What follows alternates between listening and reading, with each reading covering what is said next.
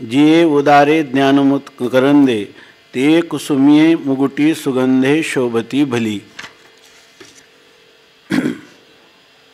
संत सम्राट भगवान माऊली वाङ्मयीन गणेशाचं किंवा ओंकार स्वरूप गणेशाचं वर्णन करत असताना या ठिकाणी गणेशांच्या अवयवाच्या स्थानी, दंताच्या स्थानी, खंडित दंताच्या स्थानी त्याच्या शुभ्रवर्ण काव्य, नाटक, श्रुती, स्मृती, उपनिषद ह्या सर्वांची योजना करतात। त्यामध्ये त्यांनी काल सांगितलं की हत्तीची जी गंडस्थळं आहेत तर त्या गंडस्थळं एकमेकाला भिडलेली आहेत। तर ती भिडलेली गंडस्थळं म्हणजे एक द्वैत मत आणि अद्वैत मत। आपल्या परमार्थ जीवनाच्या प्रवासामध्ये त्या ठिकाणी ही दोन्ही मतांची आवश्यकता आहे। अद्वैत अधिष्ठानाशिवाय द्वैताची सिद्धी होत नाही आणि द्वैताशिवाय अद्वैताचं यथार्थ ज्ञान होत नाही। म्हणून या ठिकाणी ही दोन्ही मतं जी आहेत ती आरंभीच्या अवस्थेमध्ये अंतःकरणाच्या शुद्धीसाठी द्वैताची आवश्यकता आहे। कर्म करायचं किंवा मानस कर्म उपासना करायची म्हटलं तर ती द्वैताचा आश्रय करूनच होत असते।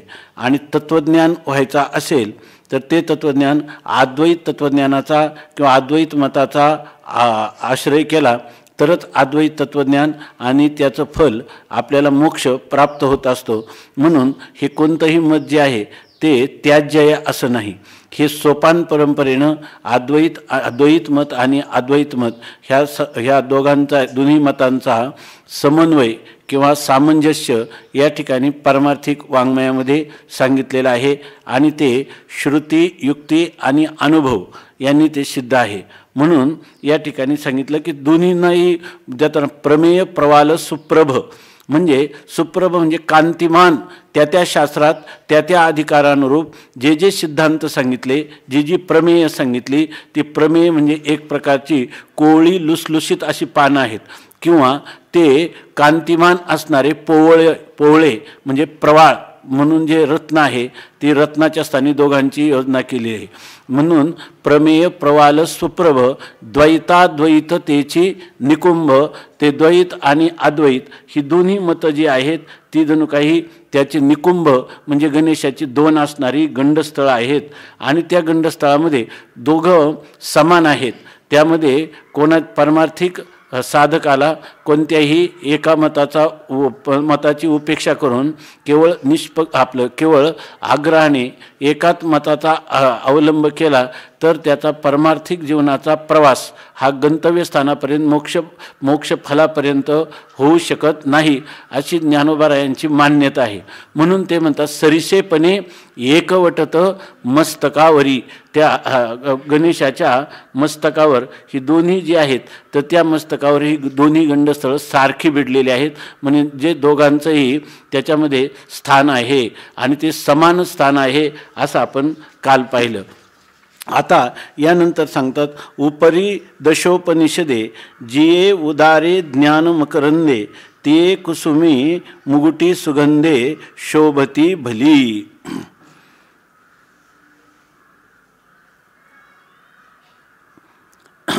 आता सांगतात उपरी म्हणजे ते जे मस्तक आहे ज्याच्या ठिकाणी दोन गंडस्थळं भिडलेली आहेत त्या मस्तकावर उपरी दशोपनिषदे म्हणजे त्याच्या वरच्या बाजूस म्हणजे त्या गंडस्थळाच्या वरच्या बाजूस जो मुकुटी म्हणजे त्याचा जो मुकुट आहे, किरीट आहे त्या ठिकाणी म्हणजे राजाचं जे शिरोभूषण असतं मस्तकावर धारण केलेलं त्याला मुकुट असं म्हणतात।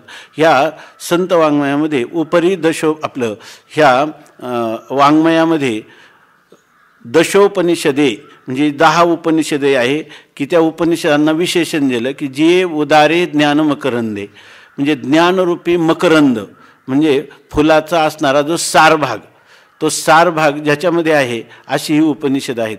म्हणजे वेदांत किंवा उपनिषद हे जे शब्द आहे उपनिषदाला दुसरा शब्द वेदांत आहे। म्हणजे वेदाचा अंतिम भाग म्हणजे वेदाचा तत्वज्ञान कथन करणारा भाग किंवा जीव ब्रह्मैक्य आणि जगताचं मिथ्यात्व सांगणारा भाग किंवा ब्रह्मसत्य असून जगन मिथ्या आहे असं आपल्याला परोक्ष ज्ञान करून देणारा भाग। तत्वमसी महावाक्याने जीव ब्रह्माचं ऐक्य सांगणारा भाग। आणि या सर्वामध्ये आपण जेव्हा आपल्या स्वरूपाचा शोध घेतो तेव्हा त्याच्या आड येणारं आगापै पंडुकुमारा येता स्वरूपाची घरा करीतसे आडवारा विश्वाभासू जो। तर ह्या विश्वाभासाचं आभासिकत्व किंवा मिथ्यात्व सांगणारा भाग हा आहे वेदाचा अंतिम निर्णय देणारा असा तत्वज्ञानाचा भाग। त्याला उपनिषद असं म्हणतात। उपनिषद म्हणजे उप अधिक नि ह्या दोन उपसर्गपूर्वक शद्रुलू धातूपासून हा उपनिषद शब्द उत्पन्न होतो। याचाच अर्थ शद्रुलू हा जो धातू आहे त्याचे गती, विशरण आणि अवसाधन अशा प्रकारची तीन अर्थ सांगितले। काय शद्रुलू गती अवसाधन म्हणजे गती म्हणजे ज्ञान, आपल्या स्वरूपाचं ज्ञान करून देणार आहे। अवसाधन म्हणजे संसाराची निवृत्ती करणारा अशा प्रकारचा भाग आहे। विशरण म्हणजे अज्ञानाचा नाश करणारा अशा आत्मस्वरूपाविषयक असणारा अज्ञानाचा नाश करणारं ज्ञान ज्यामध्ये सांगितलेलं आहे असा हा ग्रंथ आहे, त्याला म्हणतात उपनिषद। ही उपनिषद कोणी 108, 1008, 508, 308 अशा प्रकारचे सांगितलेले आहेत। परंतु आपल्या ह्या वैदिक संप्रदायामध्ये बहुतेक दश उपनिषदाला अधिक प्राधान्य दिलेलं आहे, कारण की ह्या 10 उपनिषदावरच ब्रह्मसूत्र जे आहे ते त्या ब्रह्मसूत्रामध्येही हा विचार सांगितलेला आहे। म्हणजे समन्वय तत्व समन्वयात वगैरे अशी जेव्हा सूत्र समोर आहे तेव्हा त्यांच्यासमोर उपनिषदातला परस्पर विरोधाचा जो परिहार केला आहे त्याच्यामध्ये व्यासांच्या समोरही अधिक रीतीनं 10 उपनिषद समोर आहेत।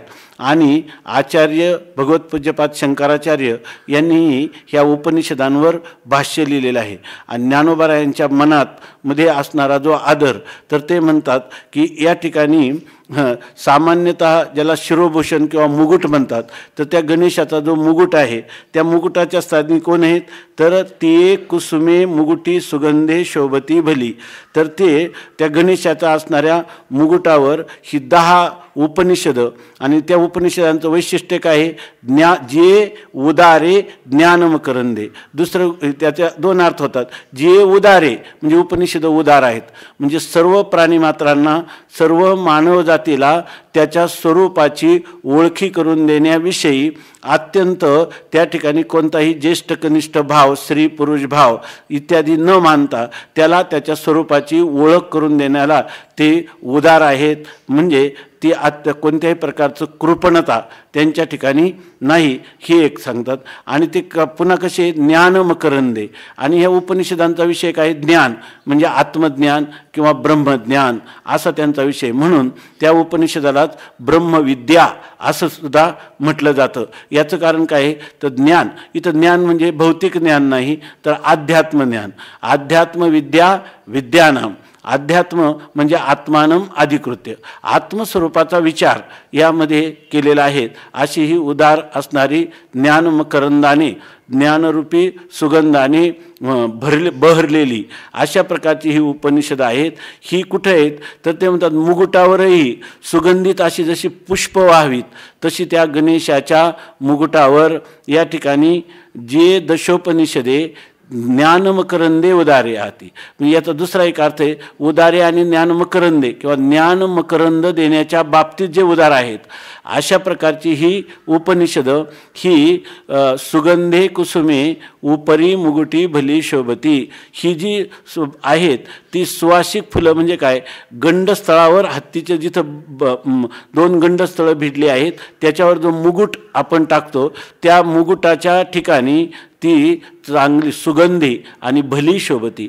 ती सुगंधी आहेत आणि अत्यंत शोभतात। बघा ती मुकुट भली शोभती फार चांगल्या प्रकाराने शोभतात। कारण का, तर अनादी असणारा जो अपौरुषेय शब्दराशी असणारा वेद आणि त्या वेदाचा अंतिम भाग, निर्णायक भाग, तत्वज्ञानाचा भाग म्हणजे उपनिषद, हा उपनिषदाचा विचार जो मानवजातीला सांगितला तो अजूनही चांगल्या प्रकारे शोभून दिसतो। तसं नसतं तर आजकाल ह्या उपनिषदाची परंपरा जी आहे ती अव्याहत आज आपल्यापर्यंत चालत आलेली आहे. जर पाहिलं तर उपनिषद किंवा वेदांताची परंपरा जितक्या प्रकाराने म्हणजे जितक्या प्रकाराने सुदृढ रीतीनं आजही विद्यमान आहे, तशा इतर दर्शनांच्या परंपरा आज कित्येक परंपरा लुप्तप्राय झाल्यासारख्या आहेत, नास्तिक दर्शनाच्या आणि आस्तिक दर्शनाचा. पण उपनिषद हा तत्त्वज्ञानाचा जो सुगंध आहे तो सुगंध सारखा दरवळत आहे. म्हणून त्या नित्य सुगंध दरवळत असणाऱ्या प्रवाह परंपरेने प्रवाहित असणाऱ्या ह्या उपनिषदांना ते म्हणतात की त्या गंडस्थळावर धारण करणारा जो मुकुट, त्या मुकुटावर असणारी जी सुगंधी पुष्प म्हणजे ही उपनिषद आहेत. याचा अर्थ आपल्याला उपनिषद विद्या ही प्राप्त केली पाहिजे. उपनिषद विद्या म्हणजे ही जी दशोपनिषद आहे, ज्याच्यावर आचार्यांचं भाष्य आहे आणि सुरेश्वराचार्यांचं वार्तिक आहे आणि परंपरेनं भाष्यकारांना उपनिषदांना अनुसरलं जात आहे. म्हणून त्याची तुलना अशी केलेली, उपमा अशी दिली की ते कुसुमे, ती असणारी फुलं त्याच्या मुकुटावर भली शोभती, चांगल्या प्रकाराने शोभून दिसत आहेत, असं उपनिषदांचा आदर माऊलींनी केलेला आहे. की उपनिषद का, तर जोपर्यंत माणसाच्या पाठीमागं जन्ममरण परंपरा लागलेली आहे, किती पुनरपी जननम पुनरपी मरणम, त्या जन्ममरण परंपरेचा नाश जर करायचा असेल, विशरण, तर श्रू हिंसायाम या ठिकाणी जर तुम्हाला त्या परंपरा खंडित करायची असेल तर तुम्हाला आत्मस्वरूपाचं अज्ञान घालवलं पाहिजे. आणि आत्मस्वरूपाचं अज्ञान निवृत्त करून आत्म्याचं यथार्थ ज्ञान करून देणारी ही उपनिषदं असल्यामुळं ती कायमची नित्य त्या मुकुटावर सुगंधी अशा प्रकारची पुष्प या रूपाने ही उपनिषदं शोभत आहेत असं सांगतात.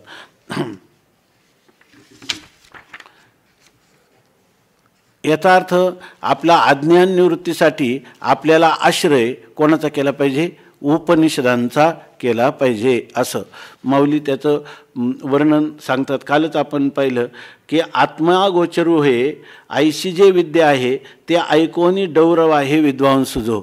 आपल्याला आत्म्याचं ज्ञान, आत्मागोचर म्हणजे आत्म्याचं यथार्थ ज्ञान, आत्म्याची ओळख करून घ्यायची झाली तर अशी जी विद्या आहे ती उपनिषद विद्या आहे.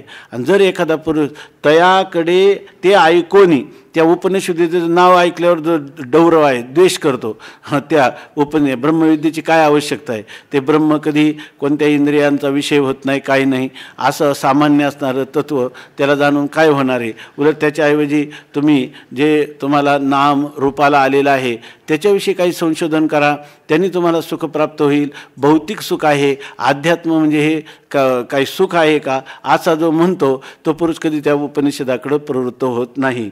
आणि त्यांनी सांगितलंय असा उपनिषदाकडे नवचे, असा विद्वांस हा म्हणजे विद्वान असला पण उपनिषदाला सोडून त्याची विज्ञात हे सगळ्या दर्शनांचा सिद्धांत माहीत आहे पण वेदांताचा परिचय नाही, असा जर पुरुष असेल तर तो पुरुष जरी विद्वान असला तरी तो उपनिषदाकडे नवचे, तो उपनिषदाकडे कधी जात नाही. योगशास्त्र न रुचे, योगदर्शन त्याला आवडत नाही. अध्यात्मज्ञानी दयाचे मनचे नाही. या वेळ आहे का थोडा, खुर्चीत बसायचं, इकडे बसा. अध्यात्मज्ञानी दयाचे मनची नाही आणि अध्यात्मज्ञानाकडं ज्याचं मनच नाही. वेळ आहे ना पण. तर अध्यात्मज्ञान ज्याला आवडतच नाही तो मनुष्य कशाला उपनिषदांचा विचार करेल.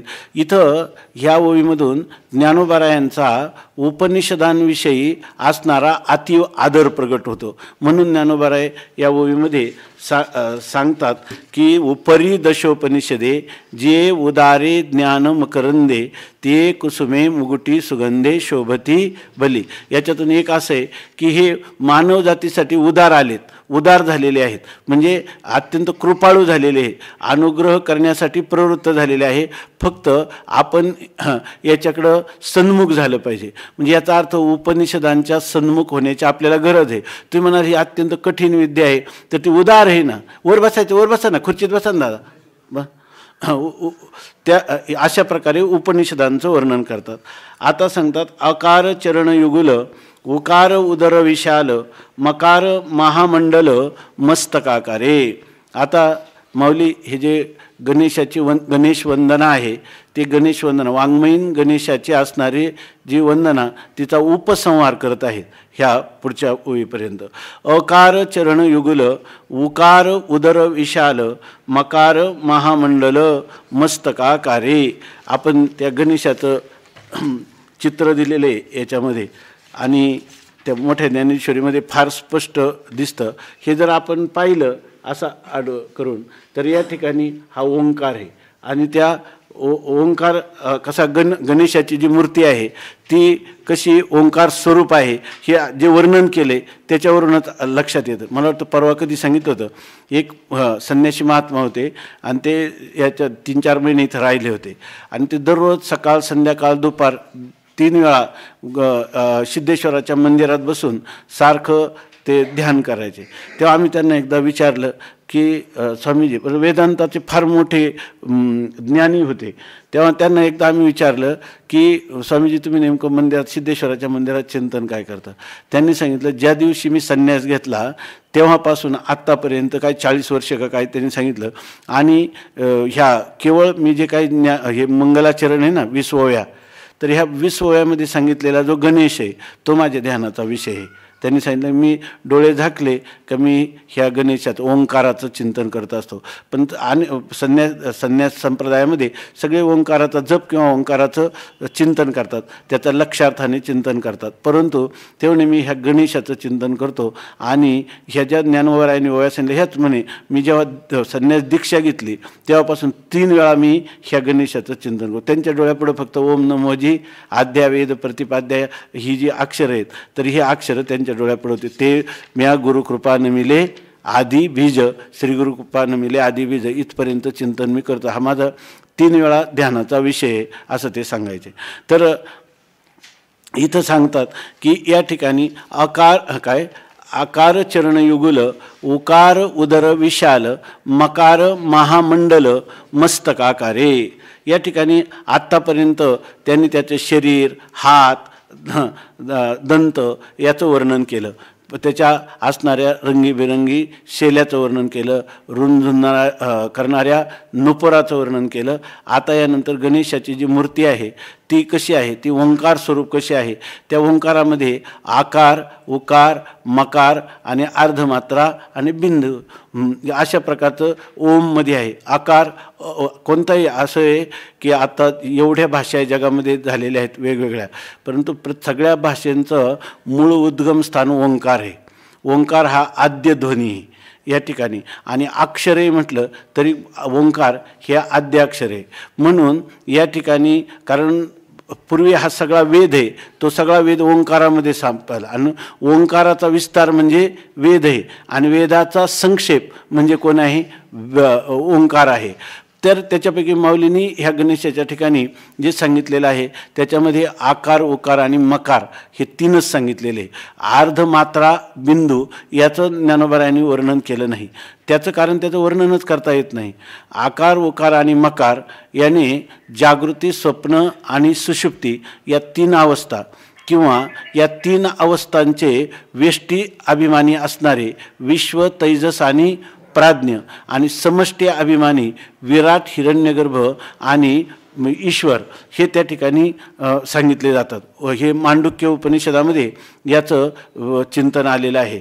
तर इथं ओममध्ये अकार म्हणजे जागृती, उकार म्हणजे स्वप्न आणि मकार म्हणजे या ठिकाणी असणारी सुषुप्ती, ह्या 3 अवस्था. परमात्मा हा तुरीय आहे म्हणजे जागृती, स्वप्न आणि सुषुप्ती ह्या 3ही अवस्थांच्या आतीत परमात्म्याचं स्वरूप असल्यामुळं ते अवाच्य आहे, ते वाणीनं सांगता येत नाही. म्हणून माऊलींनी इथं आकार, उकार आणि मकार हे 3च सांगितले. तर त्याच्यामध्ये आकार चरण युगल ज्यावेळेला हा आता दाखवला तो आपल्या ज्ञानेश्वरीमध्ये असलं तर पहा त्या मोठ्या ज्ञानेश्वरीमध्ये आणखीन मोठा केलेला आहे. तर त्याच्यामध्ये हे जर आपण पाहिलं स्वरूप तर हे गणेशाचं स्वरूप आहे. त्याच्यामध्ये आकार म्हणजे अचा जो अर्धा वाटोळा भाग आहे ना तो आकार म्हणजे चरणयुगुल असं सांगतात. अकारचा जो अर्धा वाटोळा भाग आहे तर तो चरणयुगुल आहे असं सांगितलं. आणि त्याच्या पोटातून निघालेला आणि वरचा जो शेवटचा भाग आहे मोकळा भाग तो या ठिकाणी उकार म्हणजे मधली जी रेषा आहे ती काय आहे, उकार आहे. आणि वर त्याचा जो पुन्हा गोल भाग झाला आहे अर्धा वळलेला, तो काय आहे, मकार आहे. तो मकार जो आहे तो गणेशाच्या मस्तकाच्या स्थानी आहे. आणि मधली जी आडवी रेघ आहे उकारात्मक, बरोबर ना, ती गणेशाचं मध्य शरीर आहे.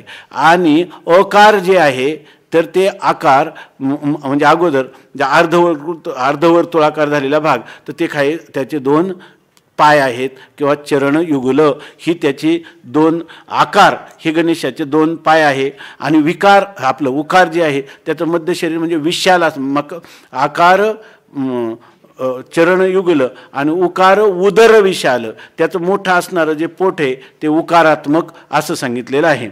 मोठा जो उकार आहे तो त्याचं विशाल पोट आहे. आणि मकार महामंडल मस्तकाकार आहे. आणि मस्तकाकार आहे म्हणजे त्याच्या मस्तकाच्या आकाराने जो महामंडल म्हणजे वर्तुळाकार असणारा तो काय आहे, मकार आहे. आणि तो मस्तकाच्या आकाराने शोभायमान दिसत आहे. म्हणजे गणेश म्हणजे काय, गणेशाच्या स्वरूपामध्ये गणेश हा ओंकार स्वरूप आहे. आणि ओंकारामध्ये असणारे आकार उकार आणि मकार हे 3 जे आहे त्या 3च, त्याच्यापैकी आकार हा जणू काही त्या गणेशाचं 2 पदकमल आहेत. उकार हा त्याचं विशाल असणारं उदर म्हणजे पोट आहे. आणि मकार हा जो मंडलाकार असणारा भाग तो त्या गणेशाचं मंडलाकार असणारा भाग तो त्याचं मस्तक आहे. अशी त्याचं वर्णन केलेलं आहे. आता ह्या ओंकाराचं वर्णन आत्ताच सांगितलं. विश्व तेजस आणि प्राज्ञ किंवा हिरण्यगर्भ आपलं विराट हिरण्यगर्भ आणि ईश्वर या रूपाने जे आपण करतो तर त्याच्यामध्ये हे मांडुक्य उपनिषदामध्ये सांगितलं. आणि याच्यातून गणेशाचं हे सगुण स्वरूप आहे आणि त्याचं निर्गुण स्वरूप आहे. मूळचा जो ओम आहे तो ओम हा मांडुक्य उपनिषदाप्रमाणे ओंकारच सर्व झालेला आहे. आणि हे जे आकार म्हणतात ना, आकारो वै सर्व वाक, जेवढे वाणीचा जेवढा व्यवहार आहे त्या सगळ्यामध्ये पहिल्यांदा आकार आहे असं सांगितलं. किंवा सर्वांमध्ये कोणताही ध्वनी जो आपला प्रगट होईल ना तो ओम शिवाय होत नाही. म्हणजे कोणताही जो शब्द आहे ना आपण उच्चारला तर त्याच्यामध्ये ओंकारच त्याचं मूळ असल्याचं लक्षात. लहान मूल जे रडतं जन्मल्याबरोबर त्यासुद्धा ओम असाच अर्थ होतो. मरताना जो घरडा लागतो त्याचा अर्थ ओम असाच आहे. तर मरताना जो त्याचा जो आवाज चालतो तो ओंकाराचाच आहे. कारण हा जो अनुहात ध्वनी वाहे सकळा पिंडी असं जे म्हटलं सगळ्यांच्या ठिकाणी हा ओंकाराचा ध्वनी चालू आहे. पण आपण दुसऱ्या प्रकारच्या ध्वनीकडे आकर्षित झाल्यामुळं ओंकार ध्वनी किंवा हा अनुहात नाद जो आपल्याला आहे तो ऐकू येत नाही. वास्तविक अनुहात ध्वनी वाहे सकळा पिंडी, पण त्याचे जे प्रतिबंध आहे ते प्रतिबंध दूर करण्यासाठी साधना केली नाही तर त्याचा आपल्याला प्रत्यय येत नाही. नाहीतर हे आपलं काय आहे, हा सगळ्या ह्या विश्व जे उत्पन्न होतं ना ते सुद्धा नाद ब्रह्म असं म्हणतो ना आपण, त्याच्यापासूनच उत्पन्न झालेलं आहे. पहिल्यांदा ओंकार आहे आणि त्या ओंकारापासूनच ह्या सगळ्या जगताची निर्मिती आहे. पहिल्यांदा ओंकार आहे आणि याच्यापासूनच ह्या सगळ्या अक्षर ब्रह्म म्हणजे वाङ्मय स्वरूपाची निर्मिती आहे. म्हणून आपल्या संस्कृतीमध्ये विशेषतः भारतीय वैदिक संस्कृतीमध्ये त्यांनी ओंकाराला प्राधान्य दिलेलं आहे. त्या ओंकाराचं वर्णन करताना माऊलीने लिहिले की काय, आपल्याला आपल्या स्वरूपाची अनोळख आहे पण ती ओळख होण्यासाठी त्याला काय दिलं, परमात्म्याला ओंकार स्वरूपाने त्याला आळवलं असं सांगितलं. काय, जे आळविलेनी कौतुके दाविलेनी जेने एके ब्रह्म आळविले कौतुके मागा असत उभा ठाक मागा असत ठाके उभा पुढा उभे. आपलं परब्रह्म जे अज्ञात आहे ते ज्याचं नाव आपण कौतुकाने आळवणी केली म्हणजे त्या परमात्म्याचं नामस्मरण केलं आणि ते कोणतं आहे, ओम तत्सदिती निर्देशो याच्यावरच आहे ना. ब्रह्मणोस त्रिविधा स्मृतः वेद सुरात काय श्लोकाची आता काय म्हटलं मी, ओम तत्सदिती निर्देशो ब्रह्मणः त्रिविधः स्मृतः ब्राह्मणास्तेन वेदाश्च यज्ञाश्च विहिता पुरा. हे सर्व ते कोणापासून उत्पन्न झाले, त्या परमात्म्यापासून ओंकार स्वरूप परमात्म्यापासूनच हे सर्व उत्पन्न झाले. ते कोणते कणवा एक मंत्र वेद वेद वेद बापाने तो मंत्र पाहिला. ब्रह्माचा आबोला फिटावा अद्वैतत्वे तो भेटावा आईसा मंत्रो देखिला कणवा वेदे बापे. सगळ्या मानव मात्रावर करुणा येऊन ह्या वेदाने जो मंत्र शोधला तो मंत्र कोणता आहे? ओम तत्सत. अशा प्रकारचं त्याचं वर्णन केलेलं आहे. त्या ओंकाराचं सांगत असताना जेव्हा हा ओंकार जो आहे हा सगुण जो सर्व जे विश्व आहे हे त्या ओंकाराचाच विस्तार आहे. आणि निर्गुणाचंही प्रतीक कोण आहे? ओंकारच आहे. ओंकाराने अधिष्ठान निर्गुण निर्विकार ब्रह्म सांगितलं जातं. ओंकाराने ईश्वर हा सांगितला जातो, कारण ब्रह्म. आणि ओंकाराने हे सगळं कार्यब्रह्मसुद्धा सांगणारा ओंकारच आहे. आणि त्यासाठी आपल्या त्या ओंकाराचा लक्षार्थ आपल्याला आत्मत्वाने ज्ञात व्हावा यासाठी काय सांगितलेलं आहे? ह्या ओंकाराचा ह्या अवस्थाभेदाने विचार करावा. आणि अवस्थाभेदाने विचार केला की जागृती आणि जागृती अवस्थेचा अभिमानी हे दोन्ही आपण नाही, तर आपण त्याच्याहून अतीत आहोत. स्वप्न आणि स्वप्नाचा अभिमानी आपण नाही, सुषुप्ती आणि सुषुप्तीचा अभिमानी आपण नाही. तर ह्या प्रत्येकाचा अभिमानी आपण नाही म्हणजे याचा अर्थ जागृती, स्वप्न आणि सुषुप्ती या तिन्ही अवस्थांच्या अतीत असणारा त्याला तुरीय असं म्हणतात. तो तुरीय हे आपलं वास्तव स्वरूप आहे असं मांडुक्य उपनिषदामध्ये सांगितलेलं आहे. आणि त्याच्यामध्ये त्यालाच आत्मा असं म्हणतात. व्यष्टीच्या दृष्टीनं त्याला आत्मा, त्या तुरीय तत्वाला आत्मा म्हणतात.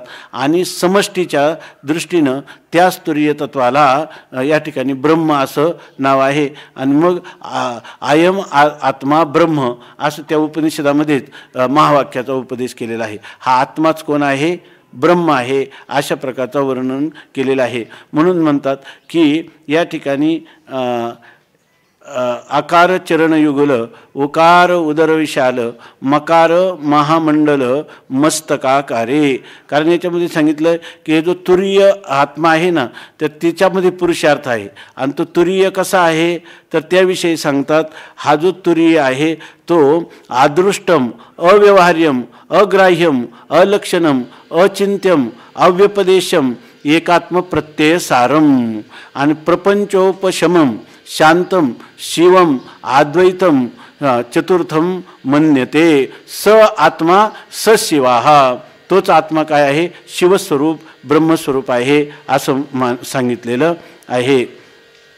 म्हणून ह्या आकाराने मांडी घातलेली गणपती, उकाराने विशाल उदर असं विशाल त्याचं उदर आणि मकाराने त्या ठिकाणी त्याचं मस्तक मंडलाकार असणारं मस्तक असा बोध केला.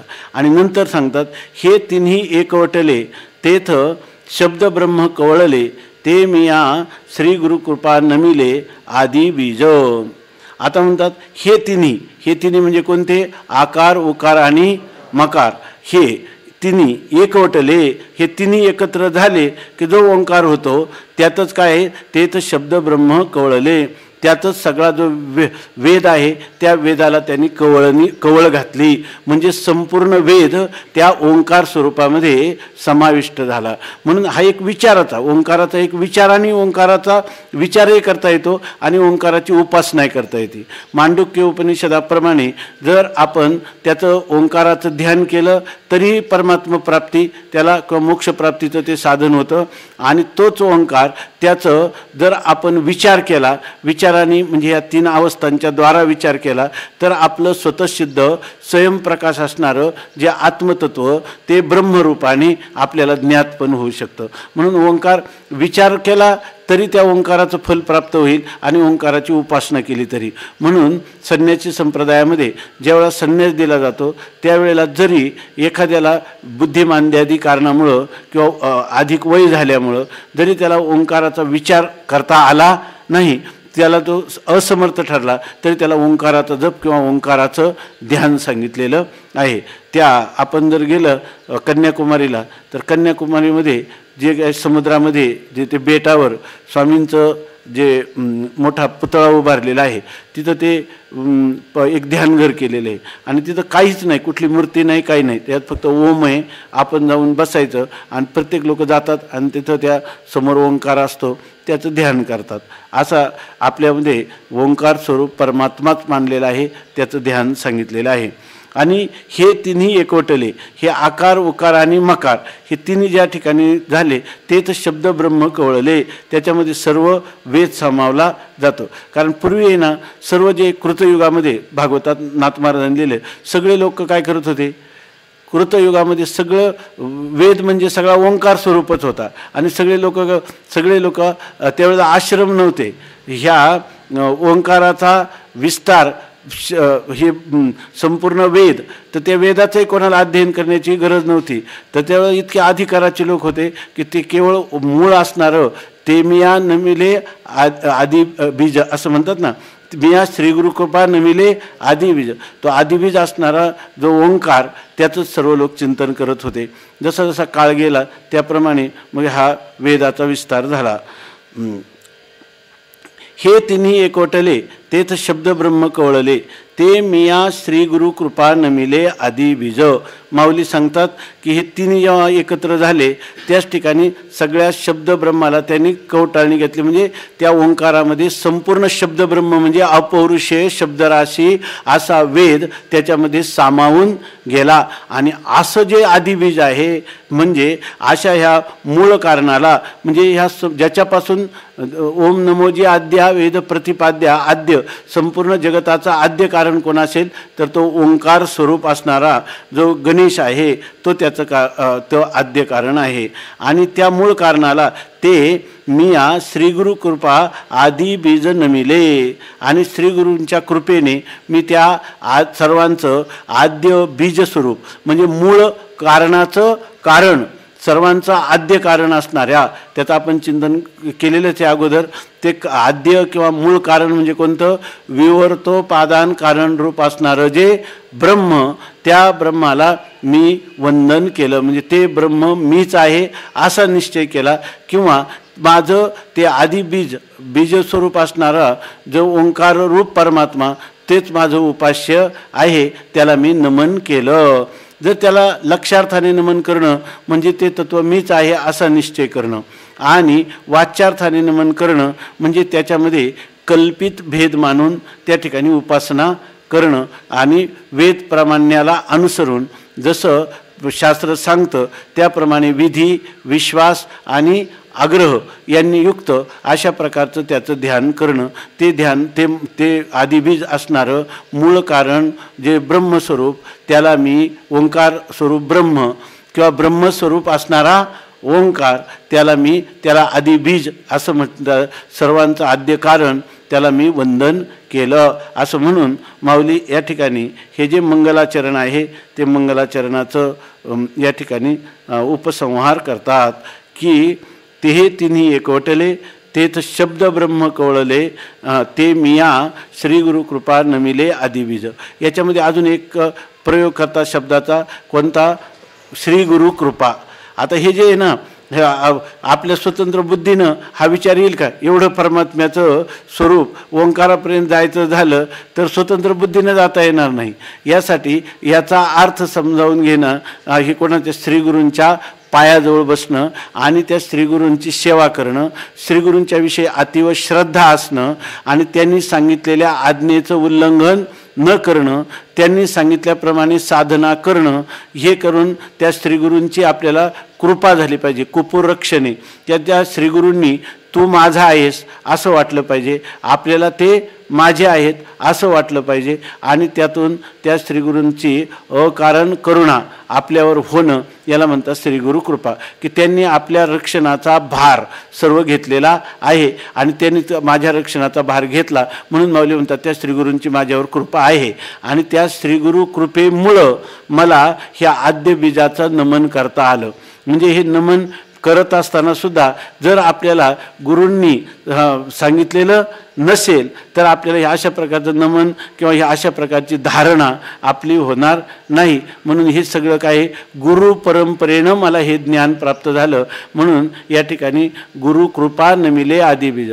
या ठिकाणी काय आदिबीज म्हणजे मूळ कारण जे आहे त्या मूळ कारणाचा शोध हा गुरु कृपेने आणि कशाने होईल. आत्तापर्यंत ह्या गणेशाचं वर्णन केलं त्याच्यामध्ये एवढी शास्त्र आहे, बरोबर की नाही. म्हणजे गुरूंनी शास्त्राचा विचार सत्संगतीत हा शास्त्र विचार झाला तर आपल्याला जगाच्या मूळ कारणाचं ज्ञान होईल असं माऊलींनी या ठिकाणी सूचित केलं की नाही.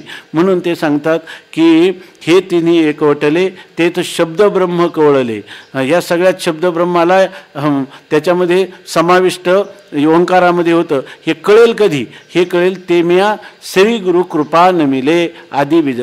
श्री गुरूंची माझ्यावर झालेली जी कृपा आहे त्यामुळं ह्या सर्वांचा आद्य कारण मूळ कारण त्या कारणाला मी गुरुकृपेने नमिली, मी त्याचं वंदन करतो असं सांगून या ठिकाणी उपसंहार करतात.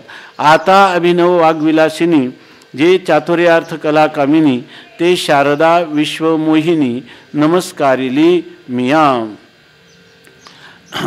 आपल्याकडं परंपरेने पद्धत अशीच आहे की पहिलं वंदन गणेशाला करायचं आणि दुसरं वंदन शारदेला करायचं आणि मग आता या ठिकाणी सरस्वतीला वंदन करतात. आता अभिनव वाग्विलासिनी जे चातुर्यार्थ कला कामिनी ते शारदा विश्वमोहिनी नमस्कारिली मिया. काही काही लोक म्हणतात तुमचं मंगलाचरणच खूप मोठं करता तुम्ही. हे याचं त्या कोणत्याही ग्रंथाचं मंगलाचरण मोठं केलं त्याच्याऐवजी मग आपला तेवढा विषय नाही का सांगून व्हायचा. खरं मंगलाचरण म्हणजे हेच खरा ग्रंथ आहे. किंवा जर मंगलाचरण केलं त्या देवतांच्या अधिष्ठात्री देवतेंची कृपा झाली तर आपल्याला त्या ग्रंथाच्या विषयात प्रवेश होईल. म्हणून मंगलाचरण करणं आणि त्याच्यामध्ये वेळ गेला शांतिमंत्र, त्या शांतिमंत्र आधी म्हणायचे नंतर म्हणायचे, त्याच्यात वेळ गेला. त्या काशिकानंद स्वामींनी लिहिले. खरं काय आहे सगळं उपनिषदांचं तात्पर्यभूत ते श्लोक आहेत आणि त्या श्लोकांच्या द्वाराच आपल्याला त्रिविध प्रकारच्या दुःखांची तापांची निवृत्ती होऊन मुमुक्षू हा परमार्थाची साधना करण्याला प्रवृत्त झाला तरी निर्वेदपणे त्याची त्या फलापर्यंत त्याची फलप्राप्तीपर्यंत त्याचा प्रवास व्हावा म्हणून या ठिकाणी मंगलाचरण काय आवश्यक आहेत. तसं या ठिकाणी माऊलींनी हे मंगलाचरण केलं आणि ते शिष्टाचाराला अनुसरून असं केलं. जो शिष्टांचा संप्रदाय आहे की जे वेद परंपरा काय वेद प्रामाण्य का अभ्युपगंतृत्वम शिष्टत्वम जे वेद प्रमाणाला मानतात आणि ज्या वेदमार्गे मुनी गेले त्याचे मार्गे चाललेलो आपण लगेच घेतलं आणि लगेच सुरू केलं आणि मग पुन्हा म्हणतात आमचं मनच एकाग्र होत नाही किंवा आम्हाला तब्येतीमुळं किंवा आम्हाला झोप येते आळस येतो. हे सगळं का होतं तर ते अधिष्ठात्री देवतेंचं साह्य होत नाही. विद्येची अधिष्ठात्री देवता सरस्वती, सरस्वतीचं केलं पाहिजे. तुम्हाला कितीतरी लोकांनी सांगितलं की या ठिकाणी हे जे आहे ना मनुष्य जेव्हा प्रारंभ करतो तेव्हा भ्रूमध्येच्या ठिकाणी त्यांनी पहिल्यांदा गणेश पाहिला पाहिजे, दुसऱ्यांदा त्यांनी सरस्वती पाहिली पाहिजे आणि एकाच भूमध्येच्या ठिकाणी एकच असणारं तत्व हे हनुमान झाले असं पाहावं. कारण का तर स्वाध्यायादी करायचं हे ब्रह्मचर्य पाहिजे म्हणून ब्रह्मचर्याच्या अधिष्ठात्री देवता हनुमान राय. म्हणून काही लोक म्हणतात की हे तीन देवतांचं किंवा हनुमान आपण चालिसा म्हणतो यांचं चिंतन करूनच आपल्या दैनंदिनीला प्रारंभ झाला पाहिजे म्हणजे त्या देवतांचं आपल्याला साह्य मिळतं याच्यासाठी. आणि हे सगळं साह्य मिळायलाही आपल्याला जिवंत असणारं म्हणजे चैतन्य ज्याच्यात अभिव्यक्त झालं असं कोणीतरी श्रीगुरु नावाचं तत्व पाहिजे का जे आपल्याला मागं पुढं सांभाळ करील. असं जर आधार न घेता स्वतंत्र बुद्धीनं किंवा आपल्या बुद्धीनं अनेक प्रकारचा आपल्याजवळ असणारं जे काही शब्दाचं भांडार आहे त्याच्या जोरावर आपण जर ह्या शास्त्राचं किती अध्ययन केलं तरी ते सफल होऊ शकत नाही. यासाठी आता गणेशाची वंदना केल्यानंतर सरस्वतीची वंदना करतात. आपण जे या कुंदेंदू तुषार हार धवला असं जसं म्हणतो तसं या ठिकाणी माऊलींनी आता ह्या सरस्वतीची प्रार्थना केली आणि मुमुक्षूंना फार चांगल्या प्रकाराने धडा शिष्टाचाराला अनुसरून माऊली देतात. ते कसा आता अभिनव वाग्विलासिनी चातुर्यार्थ जे चातुर्यार्थ कला कामिनी ते शारदा विश्वमोहिनी नमस्कारिली मिया. आता कोणाला जर आठवलं तर पहा, व्याकरणाच्या दृष्टीने याचा अर्थ आहे, एकदा आपण केले होते, कुठंतरी सापडले होते पण आता लक्षात नाही, पण साधारण त्याचा आशय जर कोणाला आठवला तर पहा. आता म्हणजे याच्यानंतर म्हणजे गणेशाची वंदना झाल्यानंतर आम्ही कोणाला ते शारदा मिया नमस्कारिली, ती शारदा म्हणजे सरस्वती, त्या सरस्वतीला मी नमस्कार करतो. तिचं विशेषण दिले विश्वमोहिनी शारदा. या ठिकाणी विश्वमोहिनी म्हणजे मोहिनी म्हणतो, ह्या माणसाने मोहिनी घातली म्हणजे त्याला मोहात पाडलं. मोह म्हणजे वैचित्य, मोह म्हणजे मोह वैचित्य, बरोबर ना, म्हणजे विपरीत भावना. आपण जे वास्तव आहे त्या वास्तवाचं दर्शन न करता त्याच्यामध्ये विपरीत दिसायला लागलं की तो मनुष्य काय झाला, मोहाला प्राप्त झाला. आणि ज्यावेळेला तो पदार्थ जसाच्या तसा त्याला दिसायला लागला की तो मोहामधून उत्तीर्ण झाला, त्याचा मोह गेला असं सांगतात. आता इथं मोहिनी असं काय जे शारदा विश्वमोहिनी, सगळ्या विश्वाला मोह पाडणारी असा अर्थ होईल का नाही याच्यामध्ये. मोहिनी म्हणजे मोह पाडणारी, हा अर्थ तर इथं लागत नाही. म्हणून त्याचा अर्थ मोहिनी हे परमात्मा म्हणजे अधिष्ठात्री देवता, जी विद्येची अधिष्ठात्री देवता, तिला मोहिनी असं म्हणतात. तर इथं सांगतात आता जे अभिनव वाग्विलासनी सरस्वतीला वंदन का करायचं, तर ती अभिनव म्हणजे नित्य नवीन. काय माणसाला फार कंटाळा येतो. आता समजा हाच पाठ आपण जर 8 दिवस सांगितला आणि हेच शब्द असे उच्चारण केले त्याचा कंटाळा येतो. म्हणून वाणीचा जेव्हा संवादात चालतो, चर्चा चालते किंवा एखादं व्याख्यान चालतं, त्याच्यामध्ये नवीन नवीन अशा प्रकारच्या वाग्बंधाची, शब्दबंधाची, पदबंधाची किंवा आशयबंधाची, विषयबंधाची अशी रचना झाली पाहिजे. ती जर झाली तर माणसाला दररोज त्याच्या ऐकण्यामध्ये आनंद वाटतो. म्हणून आणि हे जर व्हायचं असेल तर वाणीची अधिष्ठात्री देवता जी सरस्वती आहे, त्या सरस्वतीला आपण शरणागती किंवा तिला वंदन केलं पाहिजे. म्हणून त्यांनी सांगितलं की याचा एक महात्मा आहेत, म्हणजे अजूनही आहेत, तर त्यांना म्हटलं की तुम्ही बसल्यावर तुम्हाला कसं काय एवढं स्फुरण होतं, इतकं ज्याला नित्य नवीन शब्द आशय त्याचं स्पष्टीकरण एकदम होतं. जसं आता आपले गुरुवारी चंद्रशेखर महाराज आहे, सरस्वती त्यांच्या जीवेवरच आहे, ते सहजासहजी ते शब्द जे असं वाटतं की झोपेत चाललेलं हे बरळ नाही आहे की नाही, इतकं सहज चालतं ते. झोपेत बरळायला काय त्या माणसाला माहीत तरी असतं का तसं. तर त्यांनी सांगितलं की मी ज्या वेळेला ते कोणतं एक स्तोत्र आहे बघा, आता माझ्या लक्षात नाही, ते किशोरजी व्यास पण म्हणत असतात, ती जी सरस्वती माता आहे ती माझ्या जिवेवर बसो, असं ते स्तोत्राचा अर्थ आहे. तर नेहमीच प्रचलित स्तोत्र आहे पण मला आता आठवत नाही. तर त्यांनी सांगितलं की मी म्हणताना मी कोणी बनणार नाही, माझं जेवढं मस्तक आहे ना, मस्तकामध्ये विना धारण करणारी सरस्वती आहे, माझ्या जिव्हेवर आहे आणि माझ्या कंठातही आहे. आणि शेवटच्या प्रार्थना करताना सरस्वतीचं त्यांनी सांगितलं कंठापासून तर मस्तकापर्यंत केवळ आता सरस्वती विनावादन करत असताना काय बोलेल ते बोलेल, मी सोडून मी माझं स्वत्व जे आहे तिच्या चरणी समर्पित करतो. एकाने सांगितलं की मी सरस्वतीच्या उदरामध्ये मी सरस्वतीचा पुत्र आहे आणि मी आजान आहे, इतका आजान आहे का गर्भस्थ शिशूला बाहेरच्या काय हालचाली माहीत, इतका मी तिच्या उदरात जाऊन समाविष्ट होतो आणि आता तुला 1 तास काय करायचं ते कर, असं म्हणून. याचा अर्थ ते रात्रंदिवस अभ्यास करतात, चिंतन करतात, पण ते म्हणजे त्यावेळेला मी हा अभिनिवेश सोडून देतो, माझं स्वत्व सरस्वतीच्यामध्ये तिच्या उदरात असणारा उदरस्थ बालक या रूपाने मी तिच्यामध्ये प्रविष्ट होतो. आणि असं झाल्यावर आपोआपच ती सरस्वती त्याचं सर्वतः परी संरक्षण करून त्याचं जे काही असेल ते त्याच्या मुखातून जे बोललं जाईल ते सत्य यथार्थ असंच बोललं जाईल की नाही. म्हणून अशा प्रकारची सरस्वतीची वंदना पाहिजे. आपल्याला वाटतं की काय मंगलाचरण आपण या कुंदेंदू तुषार हरधावला म्हणतो, हा धवल हार येत नाही, कुंदेंदूही समोर नसतो, काय असतं ते पेराचा उरूस, मग कशाला त्या प्रार्थना जी आहे तेवढी प्रभावी होत नाही. म्हणून त्यावेळेला प्रार्थनेतच जर एकत्र झालं तर पुढे जे आपण म्हणतो ना लय विक्षेप कषाय रसास्वाद हे दोष सतावतील का त्याला? कधीच नाही. तेवढ्या काळापुरतं किती मोठा विक्षेप असला तर तो कथेत बसल्यानंतर एकाग्रच राहणार. म्हणून तर ही प्रार्थना आहे किंवा ह्या वंदना आहेत. म्हणून म्हणतात आता अभिनव वाग्विलासिनी. आपलं चिंतन हे चाललं होतं का अभिनव म्हणजे नित्य नूतन, असं वाग्विलास म्हणजे वाणीची क्रीडा. वाणीची क्रीडा म्हणजे तशा प्रकारच्या वाक्यांचं एकत्र आणणं, तशा प्रकारच्या शब्दांना एकत्र आणणं, तिथं कधी रस अलंकाराची योजना करून ते पदबंध करणं किंवा ते नागरी पदबंध करणं किंवा एखाद्या प्रसंगाने काय ती परुषा रीती ती वापरणं, काव्य रस यांचं अवतरण करणं, हे सगळं कार्य याला मदत करणारी अधिष्ठात्री देवता कोण आहे? सरस्वती असल्यामुळं ती अभिनव वाग्विलासिनी म्हणजे नवनवीन अशा प्रकारची वाणीची क्रीडा किंवा वाग्बंध करणारी अशी. आणि चातुर्यार्थ कला कामिनी या ठिकाणी सांगतात चातुर्य म्हणजे आपल्या ठिकाणी बुद्धिमत्तेत पाहिजे की नाही? चातुर्य बुद्धीची कुशलता पाहिजे. मग त्या बुद्धीची कुशलता असण्यासाठी तिला नमन आहे. ती कोणतं? चातुर्य. नंतर अर्थ म्हणजे पदार्थ.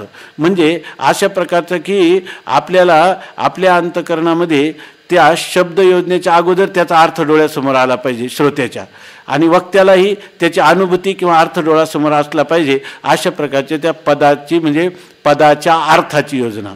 म्हणून या ठिकाणी म्हणतात दोन गोष्टी सांगितल्या, चातुर्य आणि अर्थ म्हणजे त्या पदाचा अर्थ, आणि नंतर कला म्हणजे अर्थ म्हणजे त्या शब्दाचा अर्थ, वाक्याचा अर्थ आणि कला यांची कामिनी या शब्दाचा अर्थ देवता, अधिष्ठात्री देवता असा केलेला आहे. म्हणून चातुर्य अर्थ आणि कला यांची कामिनी म्हणजे अधिष्ठात्री देवता, की जी देवता आपल्या अंतःकरणामध्ये राहून आपल्याला बुद्धीची कुशलता प्राप्त करून देईल, पदाच्या अर्थाचा अवगम किंवा पदाच्या अर्थाचं आशयाचं प्रगटीकरण ती आपल्याकडून करून घेईल. आणि यासाठी लागणारी जी कला आणि कुसरी आपण एक दिवस पाहिलं होतं. कला कुसरी हा जो शब्द आहे तर त्याचा अर्थ असा आहे की एक श्रवणामध्ये कला पाहिजे, श्रवणामध्ये कला पाहिजे आणि मननामध्ये पण कलेची आवश्यकता आहे.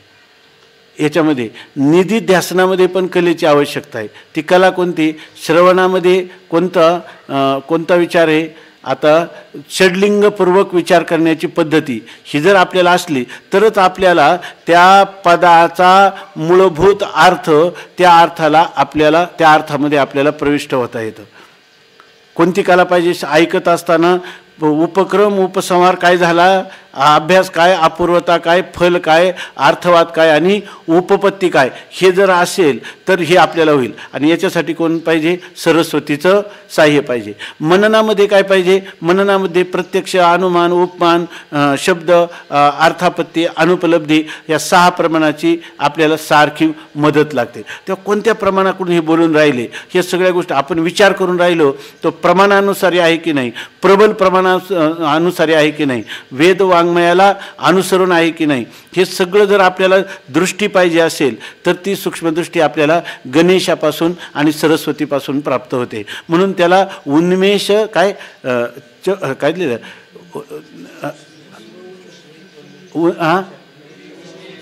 जो उन्मेष सूक्ष्मेक्षणू, ज्याच्यामध्ये बुद्धीला अत्यंत सूक्ष्म अशा प्रकारची दृष्टी देणारी ती देवता आहे. तशीच ही सरस्वती ही देवता आहे. म्हणून म्हणतात की अशा प्रकारची ही देवता जी आहे ती देवता म्हणजे